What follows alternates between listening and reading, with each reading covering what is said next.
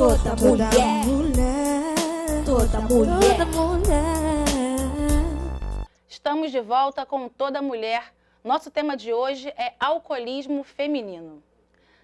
Doutora Cláudia, eu queria que você diferenciasse para a gente essa pessoa, né, que sofre dessa síndrome, dessa doença do alcoolismo. Como é que a gente pode perceber que essa pessoa tem esse problema, né? Como é que se diferencia uma pessoa que bebe socialmente da pessoa que é alcoolista? Existem critérios, né, que a Organização Mundial de Saúde, ela, para classificar, para você conseguir fazer um diagnóstico. Então, aquela pessoa que tem um estreitamento do repertório, o que é isso? No início, a pessoa começa a beber com uma certa flexibilidade de horários, vários tipos de bebida. Então, ela tem uma flexibilidade. Com o avanço, né, com a continuidade desse consumo, ela começa a estreitar isso. Então, ela fica com um padrão mais rígido desse consumo. Então, ela passa a beber com mais frequência, ela vai beber qualquer tipo de bebida.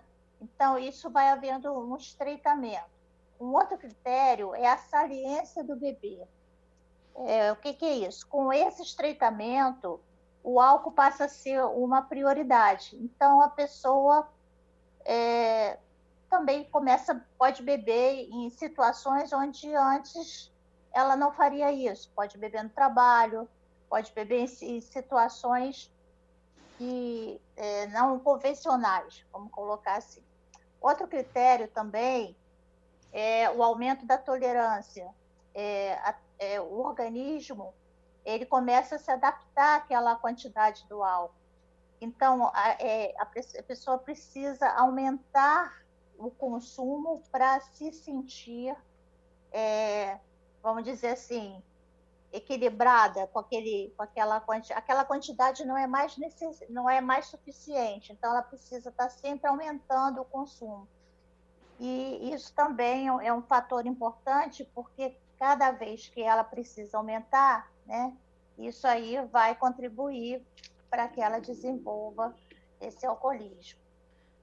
Um outro critério é o aparecimento de sintomas de abstinência.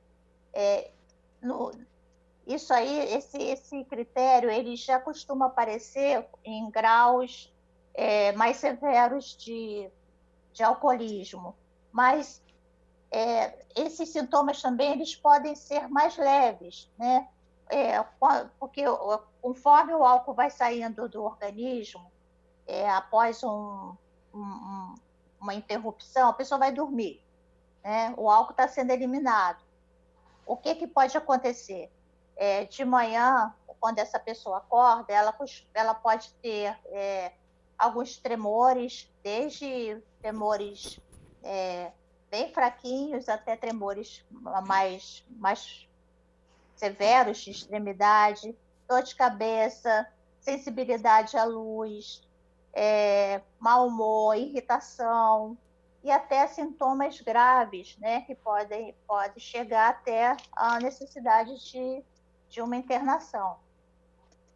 Um outro critério seria o alívio desses sintomas com a ingestão do álcool. Então, essa pessoa, quando ela percebe que o álcool está sendo...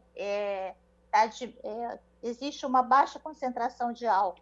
Então, ela precisa beber mais, né? Precisa ou começar a beber para ela ter aquela sensação de que esses sintomas eles diminuem ou até eles cessam. Um outro critério é aquela sensação subjetiva da necessidade de beber, né? É uma pressão psicológica. Eu preciso beber. É a fissura, aquele desejo forte, intenso. E o último critério é a reinstalação da doença né, dos sintomas, se após ela pode ficar anos sem beber.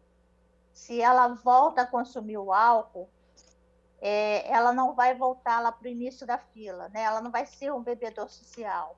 Ela vai abrir o quadro novamente. Então, ela vai voltar naquele padrão que ele parou, né? Ou ela.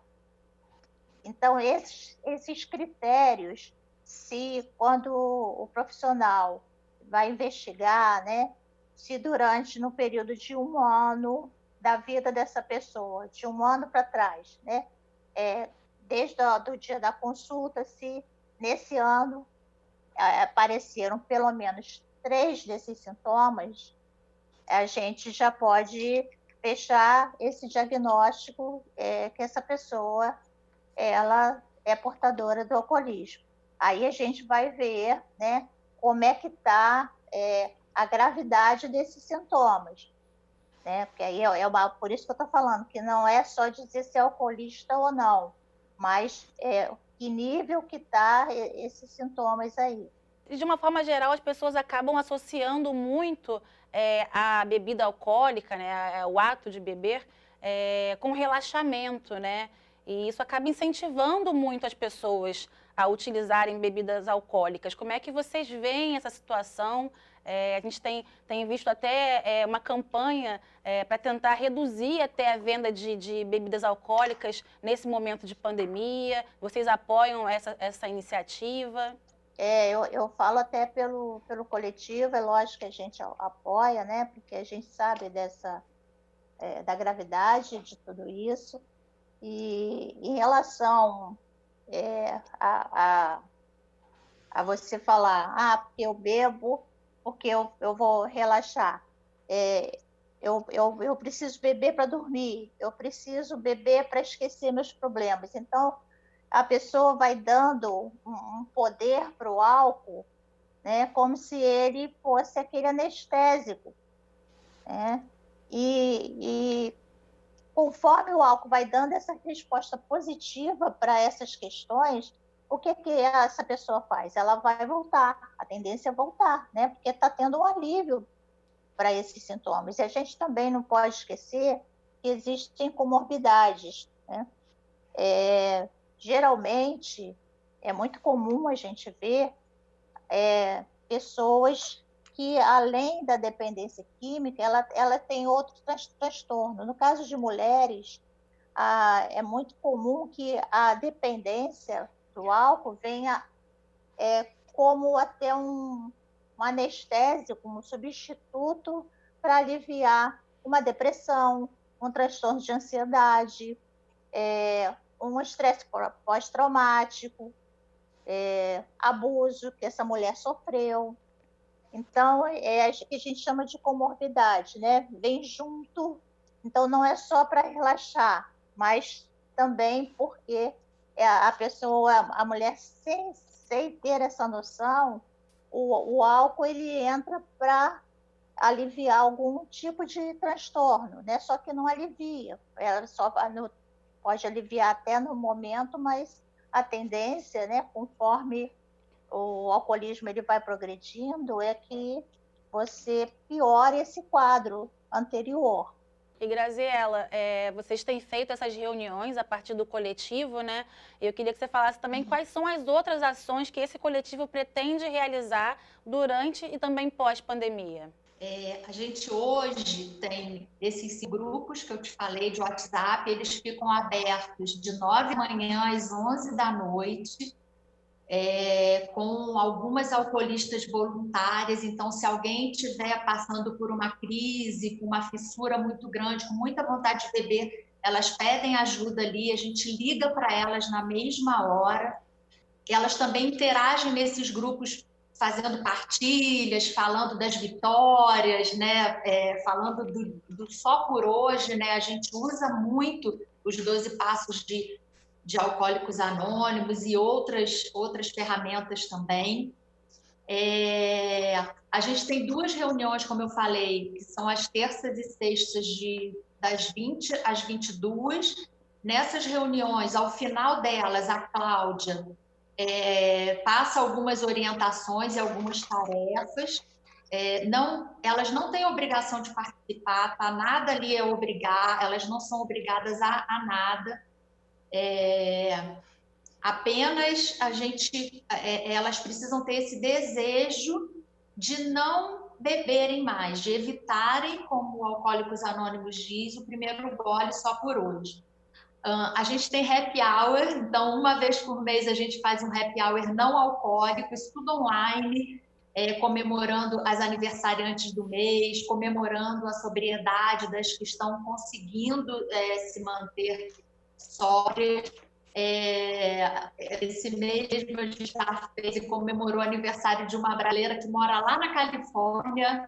Ela estava conseguindo pela primeira vez ficar 15 dias sóbria e era aniversário dela de vida, né? De nascimento, então foi muito bacana. Teve bolo, teve parabéns, a gente dançou, porque a gente gosta de mostrar que a gente consegue ser feliz sem precisar do álcool, né?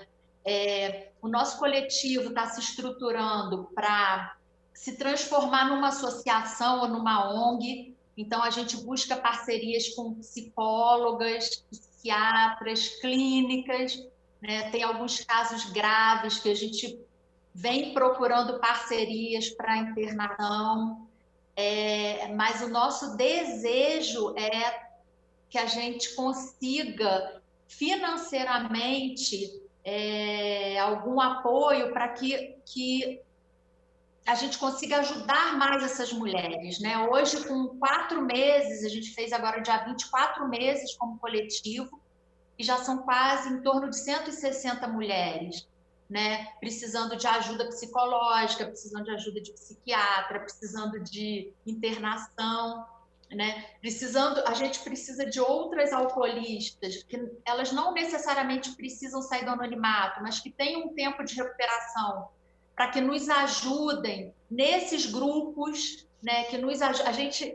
Cada alcoolista que entra tem uma madrinha, sabe? Que ajuda, né? Como tem a madrinha em AA, a gente chama as nossas alcoolistas de girassóis e nós temos as jardineiras, que são as alcoolistas com um pouquinho mais de experiência, que vão regando ali, ajudando essa girassol a sair dessa dor, né? A conseguir viver um dia de cada vez sem o álcool, né? Então, a gente também busca esse apoio.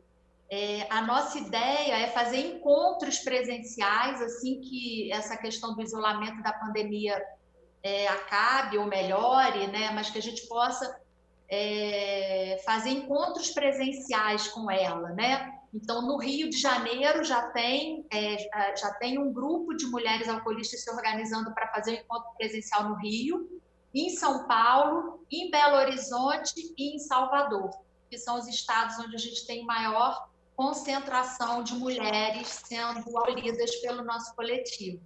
A princípio, é isso. Tá ótimo, Graziela. Parabéns pelo trabalho de vocês, Graziela, doutora Cláudia também. Eu espero que vocês consigam continuar ajudando cada vez mais mulheres a passar por esse problema e a enfrentar esse problema de frente. Muito obrigada pela participação de vocês no programa de hoje. Obrigada a vocês aí, tá? E obrigada a você também que nos acompanhou até agora. Se quiser rever esse programa, acesse o site alerj.rj.gov.br. TV Alerj, o canal do povo. Podemos ser o que quiser. Toda mulher. Toda mulher.